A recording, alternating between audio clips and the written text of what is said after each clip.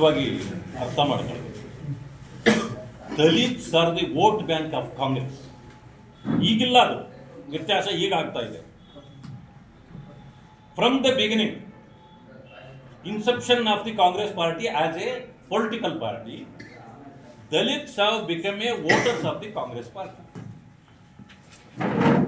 ಆವತ್ತಿಂದ ಇವತ್ತಿನವರೆಗೆ ದಲಿತರು ಅಂದ್ರೆ ಕಾಂಗ್ರೆಸ್ಸು, ಕಾಂಗ್ರೆಸ್ ಅಂದ್ರೆ ದಲಿತರು ಅಂತೇಳಿ ಮಾತಾಡ್ಕೊಂಡು ಆವತ್ತಿಂದ ಬಂದಿದ್ದು.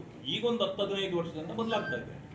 ಆದ್ರೆ ವೋಟ್ ಬ್ಯಾಂಕ್ ಮಾಡ್ಕೊಂಡಿದ್ದವರು ಕಾಂಗ್ರೆಸ್ನವರು. ಆದ್ರೆ 2 ಬಾರಿ ಉಪಮುಖ್ಯಮಂತ್ರಿ ಸಿದ್ದರಾಮಯ್ಯ ಅವರು ಜನತಾ ದಳದಲ್ಲಿ ಇದ್ದಾಗ ಆಗಿದ್ರು. ಕಾಂಗ್ರೆಸ್ಗೆ ಅವರು ಬಂದು ಈಗ ಒಂದು 20 ವರ್ಷ ಆಗ್ತಾ ಇದೆ, 19 ವರ್ಷ ಆಗ್ತಾ ಇದೆ. ಬಂದ ತಕ್ಷಣ ಇಲ್ಲಿ ಕಾಂಗ್ರೆಸ್ನವರು ಎಷ್ಟು ವರ್ಷಗಳ ಕಾಲ ಆಡಳಿತ ಮಾಡಿದ್ರು ಅದಕ್ಕಿಂತ ಹೆಚ್ಚು ಅನುಭವಿಸಿದ್ದಾರೆ. ಅವರು ಪಕ್ಷಕ್ಕೇನು ತ್ಯಾಗ ಇಲ್ಲ, ಆದ್ರೆ ಅನುಭವಿಸಿದ್ದಾರೆ. 7.5 ವರ್ಷ ಆಗಿದೆ. ಈಗ ಮೊದಲು 7.5 ವರ್ಷ ಮಾಡಿರೋದು ಒಬ್ಬರೇ, ದೇವರಾಜ ಅರಸು. ಅದಾದ್ಮೇಲೆ ಇನ್ಯಾರು ಮಾಡಿರಲಿಲ್ಲ. ಅಷ್ಟು ಅನುಭವಿಸಿದ್ದಾರೆ, ಅದು ಬೇರೆ ವಿಷಯ. ಕಾಂಗ್ರೆಸ್ಗೆ ಒಂದು ಸರಿಯಾದ ನಿಲುವಿಲ್ಲ. ಅದು ಆ ಪಕ್ಷ ಈ ದೇಶದಲ್ಲಿ ಅದಕ್ಕೆ ಉಳಿಗಾಲವೂ ಇಲ್ಲ. ಎಲ್ಲಾ ಕಡೆ ನೆಲ ಕಚ್ಚಿ ಹೋಗ್ತಾ ಇದೆ. ಮೊದಲು ಬಿಜೆಪಿ 1% ವೋಟ್ ತಗೊಳ್ಳೋ ಕಾಲದಲ್ಲಿ ಈ ಸಾರಿ 1% ತಗೋಬಿಟ್ಟಿದ್ದೀವಿ ಅಂತೇಳಿ ಸಿಹಿ ತಿಂತಿದ್ರು. 2ನೇ ಚುನಾವಣೆ ಬಂದಾಗ ಇಲ್ಲ ಈ ಸಾರಿ 5% ವೋಟ್ ತಗೋಬಿಟ್ಟಿದ್ದೀವಿ ಅಂತ ಸಿಹಿ ತಿಂತಿದ್ರು.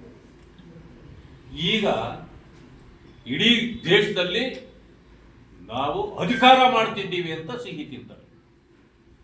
ಕಾಂಗ್ರೆಸ್ ಮೊದಲು ಈ ದೇಶದ ರಕ್ಷಣೆ ಮಾಡೋರು ನಾವೇ, ನೋಡಿ ಇವತ್ತು 400 ಸೀಟ್ ಗೆದ್ದಿದ್ದೀವಿ ಅಂತ ಸಿಹಿ ತಿಂತಿದ್ರು. ಅದಾದ್ಮೇಲೆ 200 ಸೀಟ್ ಬಂತು, ಆಮೇಲೆ 100 ಸೀಟ್ ಬಂತು, ಕೊನೆಯಲ್ಲಿ 44ಕ್ಕೆ ಬಂದ್ಬಿಟ್ಟಿತ್ತು. ಈಗ ಬಿಹಾರದಲ್ಲಿ 6 ಸೀಟ್ ಗೆದ್ದವರೆ. 6 ಸೀಟ್ ಗೆದ್ದಿದ್ದು. ಹೋದ್ ಸಾರಿ 4 ಸೀಟ್ ಗೆದ್ದಿದ್ವಿ, ಈ ಸಾರಿ 6 ಸೀಟ್ ಗೆದ್ಬಿಟ್ಟಿದ್ದೀವಿ ಅಂತ ಸಿಹಿ ತಿಂತಾವ್ರೆ ಪಾಪ ಅವ್ರಿಗೆ. ಇಂಥ ಪರಿಸ್ಥಿತಿಗೆ ಕಾಂಗ್ರೆಸ್ ಬಂದಿದೆ. ಅದನ್ನ ಯಾರು ವಯಸ್ಸು ಆಗಿಬಿಟ್ಟಿದೆ ಕಾಂಗ್ರೆಸ್ಗೆ. ಅದರಿಂದಾಗಿ ಚಿಕಿತ್ಸೆ ಕೊಟ್ಟರು ಕೂಡ ಅದು ಬದುಕೋದು ಕಷ್ಟ.